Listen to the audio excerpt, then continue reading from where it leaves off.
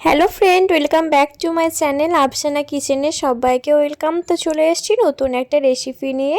তো আজকে করেছিলাম পাস্তা।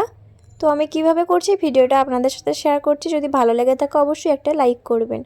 তো বলে রাখি, পাস্তাটা কিন্তু আমি রান্না করিনি, আমার ভাগিনা রান্না করেছে। তো প্রথমে আমি কিন্তু পেঁয়াজটাকে ভালো করে ছোট ছোট করে কেটে নিয়েছি। তো যতটা প্রয়োজন আমার ততটাই আমি কিন্তু কেটে নিয়েছি। তো তার সাথে লাগবে আমার ধনেপাতা কুচি। তো শীতকাল মানেই কিন্তু ধনেপাতা, আর ধনেপাতা দিলে কিন্তু খুবই ভালো লাগে। তো ধনিয়া পাতাটা কেটে নেওয়ার পর কিন্তু এখন আমি কেটে নেব লঙ্কা। তো এখানে কিন্তু কাঁচা লঙ্কা দিয়েছি আমি। তো ঝালটা একটু বেশি পছন্দ যারা করেন বেশি করে দিয়ে নেবেন। তারপরে কিন্তু একটা ছোট সাইজের টমেটো কুচি দিয়েছি। তো সব সবজিগুলো আমার কেটে নেওয়া হয়ে গেছে। এখন কিন্তু আমি পাস্তাটা সিদ্ধ করতে বসিয়ে দিয়েছি।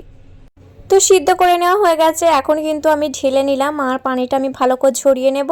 তো এখন কিন্তু দিয়ে দিলাম আমি তেল। তো তেলটা একটু গরম হয়ে যাওয়ার পর কিন্তু এখন আমি দিয়ে দেব কুচিয়ে রাখা পেঁয়াজ। তো পেঁয়াজটা দেওয়ার পর কিন্তু আমি কাঁচা লঙ্কাটাও দিয়ে দিয়েছি।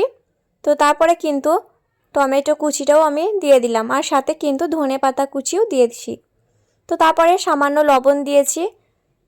তো তারপরে এখন দিয়ে দিলাম কিন্তু হলুদ গুঁড়ো আর জিরে গুঁড়ো আর লঙ্কা গুঁড়ো। তো লঙ্কাটা বুঝে দেবেন, কারণ আগে কিন্তু কাঁচা লঙ্কা অ্যাড করা আছে। তো তারপরে কিন্তু আমি ভালো করে ভেজে নিয়েছি। তো 5 মিনিট মতো ভালো করে ভেজে নিয়েছি। এখন আমি দিয়ে দেব ডিম। তো ডিমটা অপশনাল, আপনারা চাইলে দিতে পারেন, না চাইলে না দিতে পারেন। ডিম ছাড়াও কিন্তু খুব ভালো খেতে হয়। তো ডিমটা দেওয়ার পর কিন্তু এখন আমি ভালো করে সেই ভুজিয়ার মতো করে নেব। তো একটু ঝুড়ো ঝুড়ো ভাজা ভাজা করে নেওয়ার পর কিন্তু এখন আমি পাস্তাটা দিয়ে দেব। তো সিদ্ধ করে রাখা পাস্তাটা দেওয়ার পর কিন্তু আবারও আমি ভালো করে নাড়তে থাকবো।